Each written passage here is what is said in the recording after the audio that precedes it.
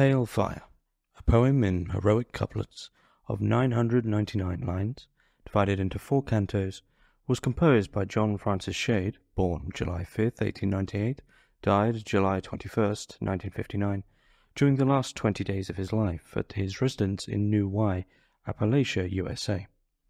The manuscript, mostly a fair copy, from which the present text has been faithfully printed, consists of 80 medium-sized index cards, on each of which Shade reserved the pink upper line for headings, canto number, date, and used the 14 light blue lines for writing out with a fine nib in a minute, tidy, remarkably clear hand the text of his poem, skipping a line to indicate double space and always using a fresh card to begin a new canto. The short, 166 lines, Canto 1, with all those amusing birds and parhelia, occupies 13 cards. Canto 2, your favourite, and that shocking tour de force, Canto 3, are identical in length, 334 lines, and cover 27 cards each. Canto 4 reverts to 1 in length and occupies again 13 cards, of which the last 4 used on the day of his death give a corrected draft instead of a fair copy. A methodical man, John Shade, usually copied out his daily quota of completed lines at midnight, but even if he recopied them again later, as I suspect he sometimes did, he marked his card or cards not with the date of his final adjustments, but with that of his corrected draft or first fair copy. I mean, he preserved the date of actual creation rather than that of second or third thoughts. There is a very loud amusement park right in front of my present lodgings. And so begins the foreword to Vladimir Nabokov's 1962 novel, Pale Fire. Now, for those that have read Pale Fire, am I going to be able to unwind and unspool the almost mythical complexities of this novel for you? No. Do I think that I've worked the novel out or have answers to many of the interpretations of the novel? No. What I can at best do is give you a little bit of analysis and my own interpretation with regards to death of the author and a specifically sort of Derridian reading between the lines and what it is to read in relation to prior knowledge of reading and how our reading can actually often become spoiled. This is an absolute masterpiece of meta-textual literature. Now, this is a novel by Nabokov, known for many other novels. The only other Nabokov I've read, and it was a long time ago, was Lolita, which the prose of which is just, if there is such a thing as perfect 10 out of 10 prose, then Lolita and Nabokov's writing in general fits the bill.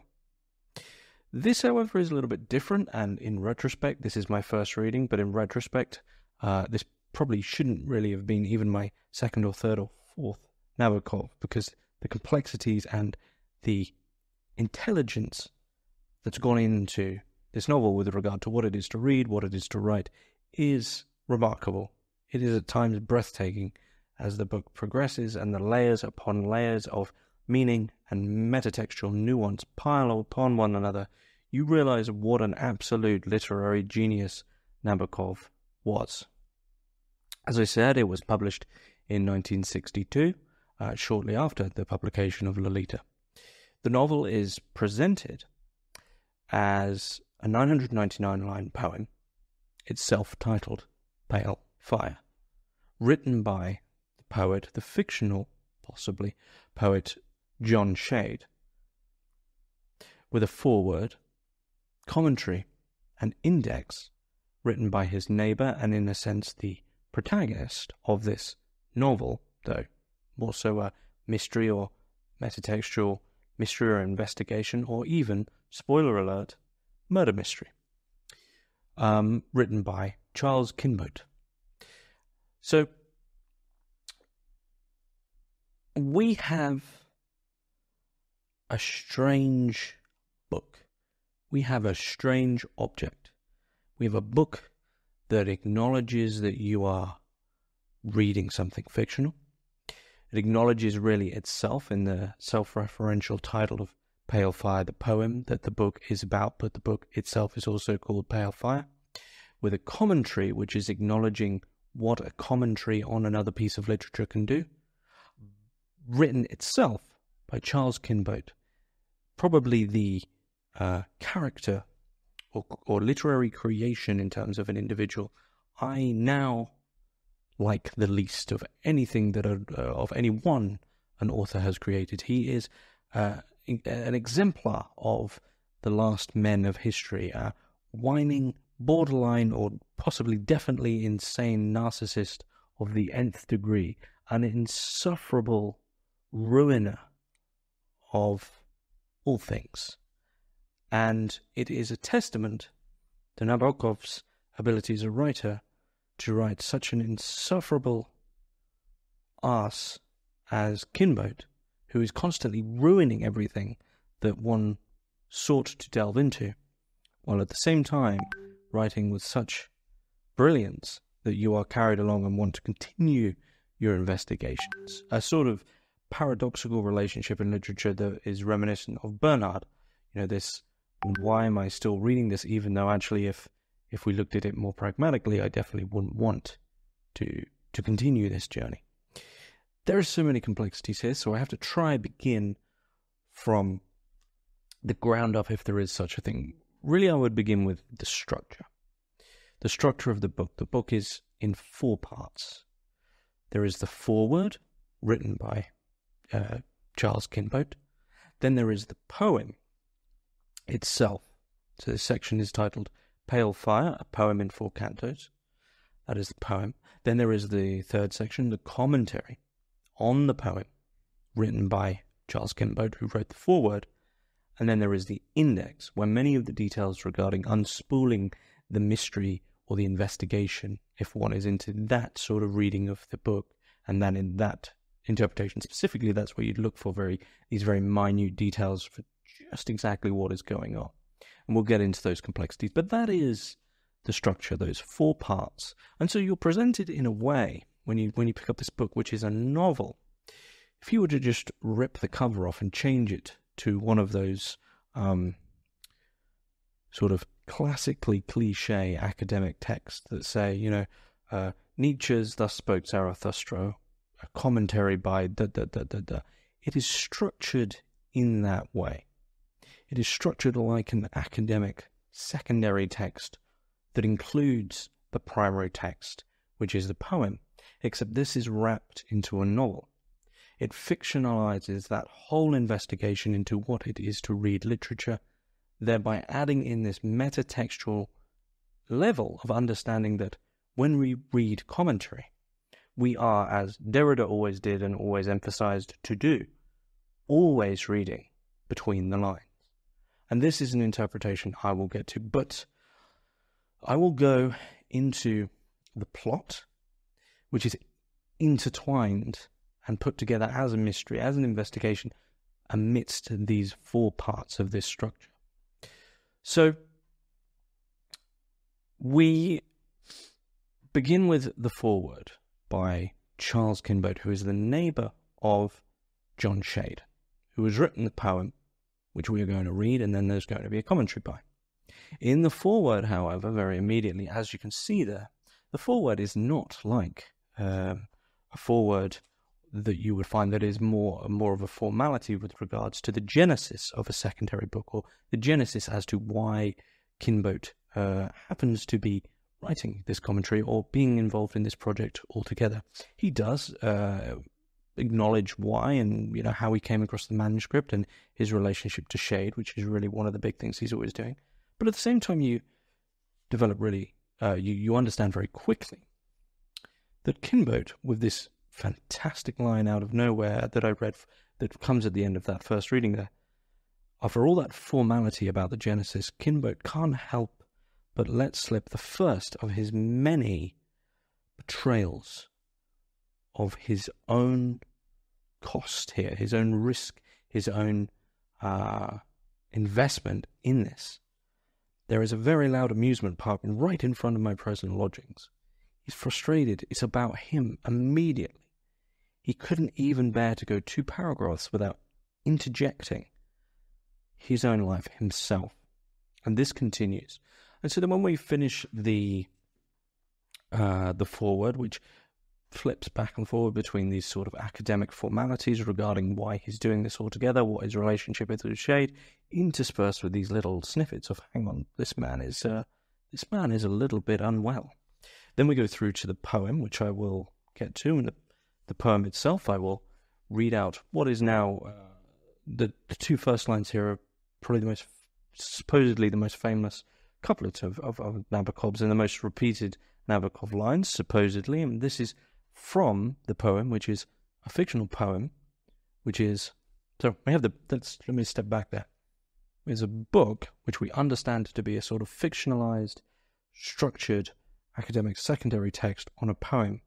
But this isn't a sincere poem because the poem has been written for the sake of this text. And so I'm reading a poem, but I'm reading a poem that has knowingly been constructed as a poem that is to be commented on by this fictional chap, Kinbote, who is very jealous and strange with regards to the author John Shade of the fictional poem. So this poem isn't a poem, but is a poem. I was the shadow of the wax wing slain by the false azure in the window pane. I was the smudge of ashen fluff, and I flew on in the reflected sky. And from the inside too I'd duplicate myself, my lamp, an apple on a plate. Uncurtaining the night, I'd let the dark glass hang all the furniture above the grass.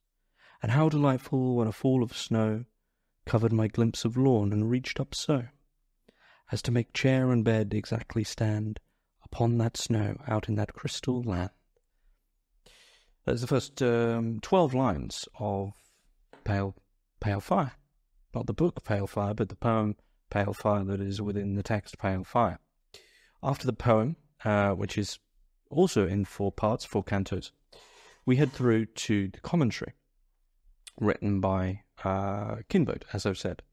Now, this is where we begin to have an understanding of beginnings of a very small understanding of what Nabokov is attempting to show with respect to the structure. Because in the foreword, the fictional character, Charles Kinbote, mentions that one should read his commentary before reading the poem. He gives a sort of a way in which one should approach this book, but he's a fictional character. So we begin to understand his own possibly what are his reasons for doing so. This is, for me, a metatextual, sort of deeply layered metatextual comment on the death of the author. We have a fictional author referring to a fictional poem, telling you to read his fictional commentary prior to reading the poem so that we can understand the poem from his point of view, because he has his own reasons for doing so, which are rather narcissistic in a way. So the actual poem itself, just before I go to the commentary, if we were to segregate everything and just go to the poem and look at what each canto is saying with regards to a normal, if there is such a thing, reading of the poem. Canto 1 is about Shade's early encounters with death and some supernatural ideas. The second canto is about his family, the possible suicide of his daughter, Hazel Shade, which is a reading of by Nabokov somewhere online. The third canto focuses on his Shade's search for knowledge, some afterlife stuff, culminating in the notions of higher powers and coincidences. The fourth canto offers detail on Shade's daily life and his creative process, as well as thoughts on his poetry, which he finds to be a means for understanding the universe. I will say now, I think, and there is a recent article, I can't remember where it was, about the poem. Cut out everything else. What about the poem? Is the poem actually any good? But I'll get to why that's intriguing later. But I will say now, if we're sticking just to the poem, I don't think it's a good poem. I don't think it's a bad poem. I think it is suspiciously alright. It is a pastiche and somewhat of a tongue-in-cheek joke from Nabokov of mid-century, very academic poetry. It is a very poemy poem, and it falls flat, and there's certain lines that make you sort of wince or even cringe at just how, to be honest, cliche it is. But this, of course, has one second guessing as to why Nabokov has done this. Is this all hot air? Has Kinboat just gone a bit mad? Now, then, in a way, after this, the infamous humour of the book begins, and the whole book is when we move through to Charles Kinboat's commentary on the poem, on Pale Fire. It takes not long at all. It takes less, about half a page, for him to suddenly start talking and analysing and arguing that the poem means something that it clearly doesn't for us, the reader. And that is, he immediately begins to read the poem by way of a seemingly fictional place called a kingdom called Zembla. Zembla.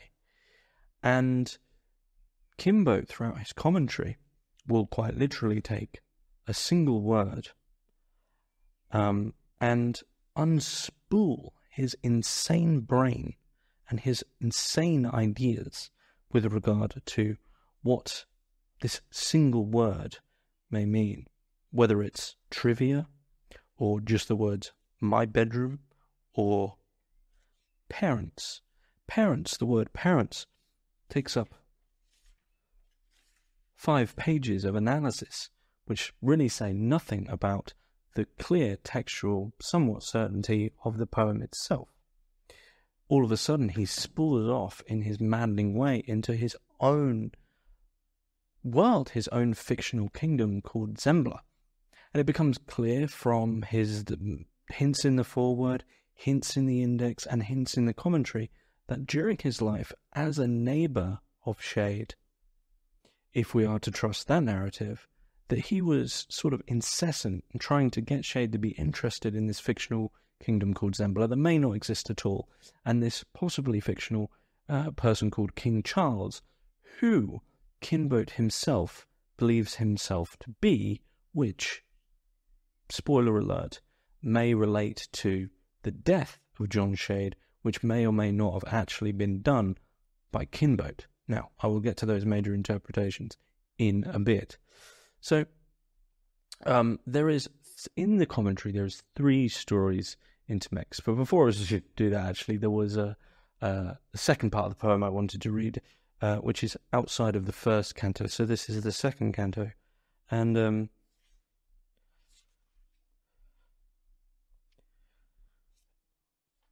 we have been married 40 years, at least. 4,000 times your pillow has been creased. By our 2 heads, 400,000 times, the tall clock with the hoarse Westminster chimes has marked our common hour. How many more free calendars shall grace the kitchen door? There is, interspersed throughout the novel, which jars up that sort of rather John, I can't remember the name of the protagonist in Stoner, but that mid-century feeling of a rather old tweedy jacket poem. It's interspersed with strange little jarring lines. A jet's pink trail above the sunset, fire, with post-psoriatic fingernails and moan. Summer was power mode and autumn burned. Lots of jarring little, rather overtly modern sentences throughout the poem. The poem itself is a strange creation, and it borders on whether or not it is a failure, whether or not it is good. But, of course, this is in a way, the central orbit. Why are we doing this all together? Is it any good? Has the merit of the poem, the fictional poem, Pale Fire, or in the world, within this fictional book that is Pale Fire, let's say this, has the poem that is has been written by John Shade, has the merit of this poem been bolstered by the fact of the creation of this book? You know, we go, oh, well, it must be good, it must be something, because we're reading the book all together. Another level of literary investigation there. Anyway, the commentary by Kinbote. There's sort of a lot intermixed in here, and for those who are interested in that mystery investigative aspect with regards to what's the truth behind Shade, Kinbote, and the poem, and how this all came about, that's where you begin to look, really look for details. And this is ultimately a multi-reread book, as sort of more of an investigation. So, 3 stories intermixed in a way. One is Kinbote's own story and what he thinks of his friendship with Shade. And for me, these were some of the best parts, were Kinbote trying to intersperse and interject how close he was with Shade into the text, but because of his own completely pig-headed and blind narcissism and at times sad sort of ignorance, you can read even from his own words that Shade really wanted nothing to do with him and was trying to be polite about getting him to go away. And the best example of this is in my edition, which is the Penguin edition, pages 131 to 132, which is a party that Kinbote was not invited to, even though he was a neighbour. And Kinbote mentioned seeing all the people leave the party, including the janitor, and then Sybil Shade, John Shade's wife, has to give off this sort of corny excuse, which Kinbote sort of manages to write away via his own pig-headedness. But really, it's a very sad, these sad reoccurrences of him clearly not seeing that he isn't particularly wanted in that world. Then, after Shade is murdered, Kinbote acquired the manuscript, including some variants, and he takes it upon himself. Ultimately, we sort of gauge this from the foreword that, is this just his project? Are we just reading the manuscript of an insane man? He's acquired the manuscript, and he's taken on upon himself to oversee the publication of the poem, telling readers that it lacks line 1000, which there's a lot of little clues there that I won't go into. There is then the story of King Charles II, who Kinbote probably does believe himself to be the deposed king of Zembla, this fictional place that where has this come from? And then these are the 2 major stories, and interspersed with this is the delusions and breakdown of Kinbote. So there's like a third story in a way of the metatextual relationship of Kinbote to Shade and the poem in the text, and the relationship between Kinbote's understanding of Zembla to Shade in the life outside of this text, which we then have to investigate whether or not what's reliable with regards to what Kinbote's saying. It's very easy to say, oh, Charles Kinbote is a an unreliable narrator. That's complete tautology, but he's beyond that. I mean, Nabokov is playing around with the unreliable narrator to such a degree that we just have to give ourselves over to the complexity of this whole thing. And then ultimately we are then left with these parts: the foreword, the poem itself, the commentary, and the index with all its strange, incessant details. We're left with them. And then we're left with these little clues with regards to the agency and the drives of different players throughout the story. Did people like each other? Was John Shade real? I'll get to that. Was Kinbote real? Is any of this real? Who's writing this? And we begin ultimately with, I think, that first clue of just how this whole thing's going to unfold with the fiction. And for me, I think it's just fantastic, which is Charles Kinbote saying, before you read the poem, read my commentary first, because that's ultimately, now Nabokov is playing around with the fact that we can never avoid that, and I'll get to this, but I just want to mention the 4 sort of the four key three key interpretations, and my own thoughts that I think, for me, why this metatextual journey is really important and fun and funny. So firstly, the first sort of interpretation is to take all the elements at face value and try figure out what's happened, or just read it as a normal book and understand that there was this poem written by John Shade. Read it as a normal book. Within this fictional world, there was this poem written by John Shade, and then there was this sort of madman called Charles Kimboat who lived next door to him, and then all of this happened as straightforward as the book purports to say, and we just were there for the ride.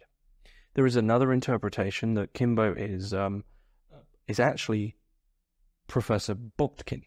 Now, Professor Botkin is not mentioned much throughout the novel, but there's enough references within the commentary within the index to suggest that Kimboat is in fact this insane Russian professor. There's another interpretation there. Another interpretation, which is called the Shadian interpretation, people call themselves Shadians, is that Shade invented the whole thing. The whole thing is written by Shade, including he's quite literally come up with Charles Kimboat. I've also seen another one that John Shade isn't real, that this is all the work of Kimboat. Now, I don't want to investigate any of them actually in depth, because I don't, that would be on a reread. That would be a minute investigation of line by line sort of thing. And that, for me, the focus here is something sort of close to my heart when it comes to literature and especially philosophy, which is to do with secondary texts, and to do with what it is to have that engagement between what's known as a primary text. So I gave the example earlier of Nietzsche's Thus Spoke Zarathustra. You have the book Nietzsche's Thus Spoke Zarathustra, and then you might have someone who says, look, here's my analysis, which is possibly as long, if not longer, than the actual book itself, of how to understand it. And for me, there's a question, sort of a Derridian type question of whether or not we can ever escape that, even if we haven't read a secondary text. And once again, I think this is the perfect book to do it with. And actually, there was, spoiler here, there is what happens after the book, according to Nabokov, is that Kimboat commits suicide, but this isn't explicitly mentioned in the book itself. There's enough hints to it. And one reviewer at the time actually, when Nabokov said that, because it's not even contained in the book, but he then sort of, what the reviewer said was authorial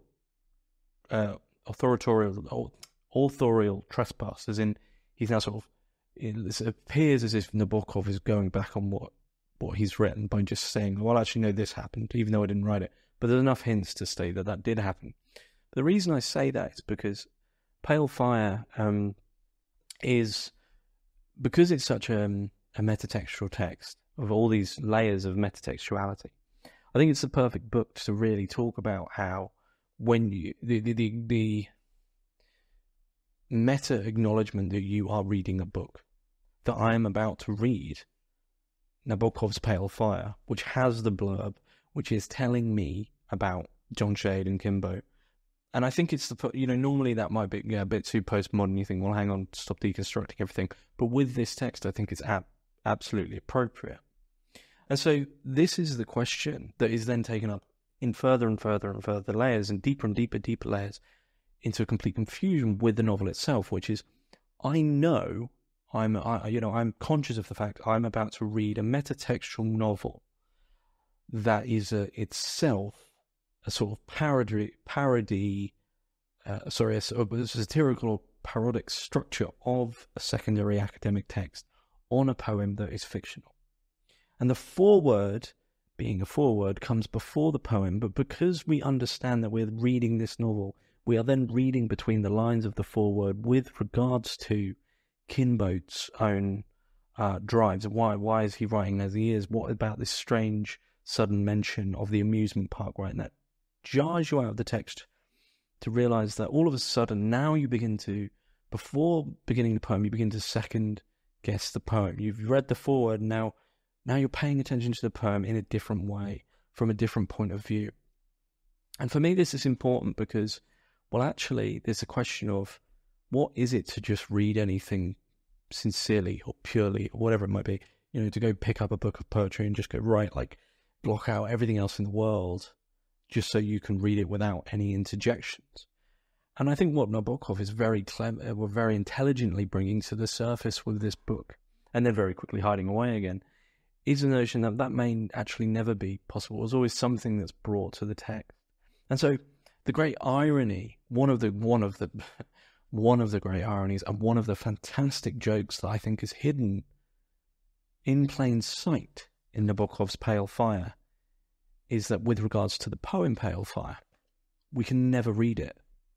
No one is ever going to pick this book up, turn to the poem and read it purely as a poem. That's not going to happen. It's a poem that will never be read because it's always already deconstructed by the metatextual analysis that Nabokov has the fictional metatextual analysis that Nabokov has placed it within. The whole thing is a collapse of deaths of the author and reading between the lines. It is unfathomably smart. And then when we finally get to this commentary, I think on a surface level, when this is where so much of the humour is, and I'll just go up to a few more of the quotes that I wanted to read out. So,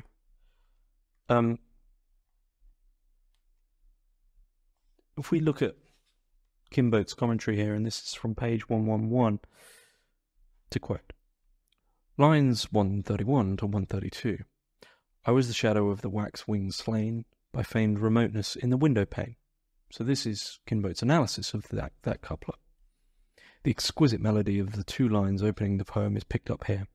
The repetition of that long-drawn note is saved from monotony by the subtle variation in line 132, where the assonance between its second word and the rhyme gives the ear a kind of languorous pleasure, as would the echo of some half-remembered sorrowful song whose strain is more meaningful than its words.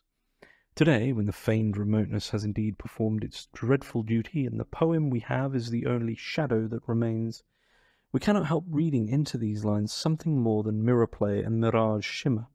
We feel doom in the image of Gradus eating away the miles and miles of feigned remoteness between him and poor Shade. He, too, is to meet in his urgent and blind flight a reflection that will shatter him. And so, Kinbote is always taking these, just going off.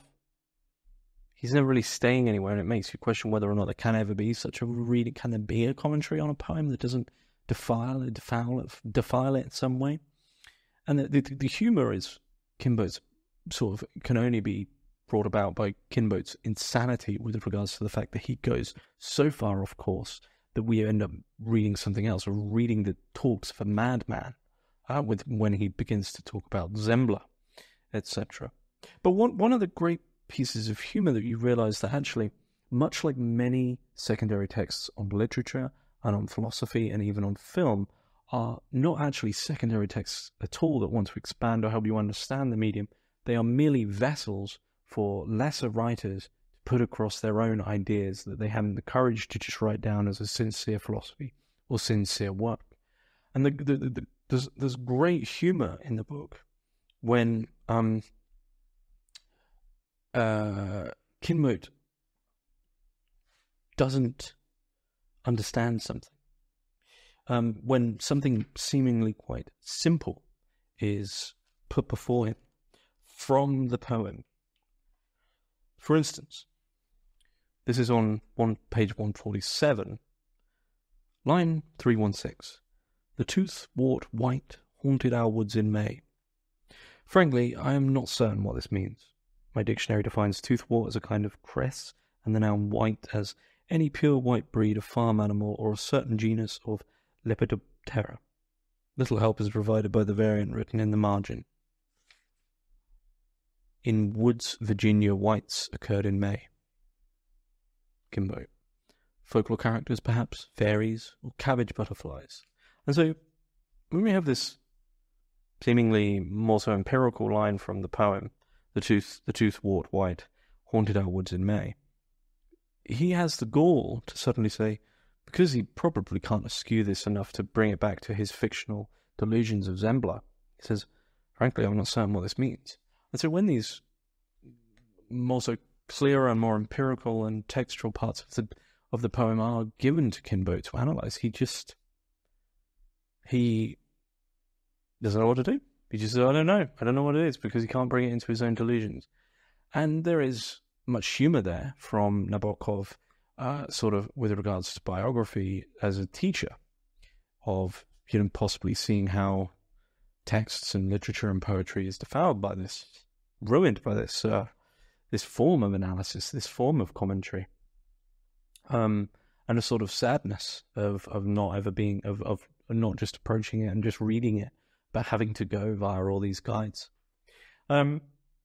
So I want to actually read a fairly lengthy passage and then comment on the book as a whole. And this is 130 to 131. From behind a drapery, from behind a box tree, through the golden veil of evening and through the black lacery of night, I kept watching that lawn, that drive, that fanlight, those jewel-bright windows. The sun had not yet set when, at 7:15, I heard the first guest's car. Oh, I saw them all. I saw ancient Dr. Sutton, a snowy-headed, perfectly over little gentleman arrive in a tottering Ford with his tall daughter, Mrs. Starr, a war widow. I saw a couple, later identified for me as Mr. Colt, a local lawyer, and his wife, whose blundering Cadillac half-ended my driveway before retreating in a flurry of luminous nictation.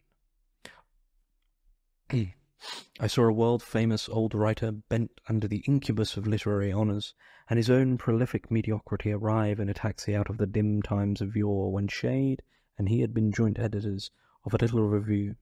I saw Frank, the Shade's handyman, depart in the station wagon. I saw a retired professor of ornithology walk up from the highway where he had illegally parked his car. I saw, ensconced in their tiny pulex, manned by her boy-handsome, tousle-haired girlfriend, the patroness of the arts who had sponsored Aunt Maud's last exhibition. I saw Frank return with a new antiquarian, purblind Mr. Kaplan, and his wife, a dilapidated eagle. I saw a Korean graduate student in a dinner jacket come on the bicycle, and the college president in baggy suit come on foot. I saw, in the performance of the ceremonial duties, in light and shadow and from window to window, where like Martians the martinis and highballs cruised, the two white-coated youths from the hotel school, and realized that I knew quite well, the slighter of the two. And finally, at 8:30, when, I imagine, the lady of the house had begun to crack her finger joints, as was her impatient wont, a long black limousine, officially glossed and rather funereal, gilded into the aura of the drive, and while the fat negro chauffeur hastened to open the car door, I saw, with pity, my poet emerge from his house, a white flower in his buttonhole and a grin of welcome on his liquor-flushed face. Next morning, as soon as I saw Sybil drive away to fetch Ruby the maid, who did not sleep in the house, I crossed over with the prettily and reproachfully wrapped-up carton. In front of their garage, on the ground, I noticed a bookman, a little pillar of library books, which Sybil had obviously forgotten there. I bent towards them under the incubus of curiosity. They were mostly by Mr. Faulkner, and the next moment Sybil was back, her tires scrunching on the gravel right behind me. I added the books to my gift and placed the whole pile in her lap. That was nice of me. But what was that carton? Just a present for John. A present? Wow. Was it not his birthday yesterday? Yes, it was. But after all, are not birthdays mere conventions? Conventions or not, but it was my birthday too. Small difference of 60 years, that's all. Oh my. Congratulations. And how did the party go? Well, you know what such parties are. Here I reached in my pocket for another book, a book she did not expect. Yes, what are they? Oh, people whom you've known all your life and simply must invite once a year, men like Ben Kaplan and Dick Colt, with whom we went to school, and that was Washington Cousin, and the fellow whose novels you and John think so phony. We did not ask you because we knew how tedious you find such affairs. This was my cue. So, this is masterful. This is masterful literature. The prose there is astounding. Nabokov carries you along effortlessly, but at the same time, so much is happening there. We are hearing about Charles Kimbo watch a fictional party of John Shade's birthday from his window, allowing us into his psyche, while also giving us a fairly straightforward account of what happened, meeting then with Sybil Shade and realizing within that minor mention from Sybil about why they didn't invite him, even though Kimbo himself reeled off all these fairly just unimportant people. Clearly, Kimbo was not liked and not wanted around. But the prose carries us along. It's all wrapped up in the metatextual brilliance of the novel itself, and so we follow into this mystery. And I think, in a sense, there is a couple of sides to this. One is about whether or not one can read sort of purely, as I've said, if such a thing is possible. But also the question, really, I think, from Nabokov is, if you're going to play this game, is not every single book a possible pale fire? Is not every piece of literature itself the poem Pale Fire? Are we not constantly lost in these same games? Is there not always a mystery to be had with regards to reading between the lines? Is not everything caught up in these metatextual games, basically? So that is my own thoughts and interpretation of the book. I think it's outside of the mystery and whether or not, who killed who and the murder mystery and things like this. For me, it's a text about text. It's a text about what it is to read, what it is to write, what it is to be a writer, what it is to be a reader, what it is to be a commentator, what it is to engage in that way. What are you bringing? What is being given to you? How are you ruining things? How are you not ruining things? Can you read altogether? Is there a purity of reading? And it is clever. It is really smart. You will turn a page and understand quickly of Nabokov's ability and skill as a writer, as a strategist, as a tactician. It's like witnessing a messy, non-linear game of chess play out in real time by masters. It is an astounding book. Tough, funny, very sad at times, and the prose is exquisite. That is Vladimir Nabokov's Pale Fire, and that is the best I can do. Thanks for listening.